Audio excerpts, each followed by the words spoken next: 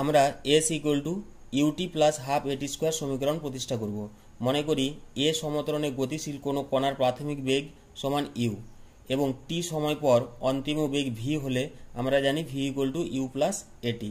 যেহেতু কণাটি সমত্বরণে চলমান তাই বেগ বৃদ্ধির হার সমান, অতএব টি সময়ে কণাটির গড় বেগ v average equal to u plus v by two.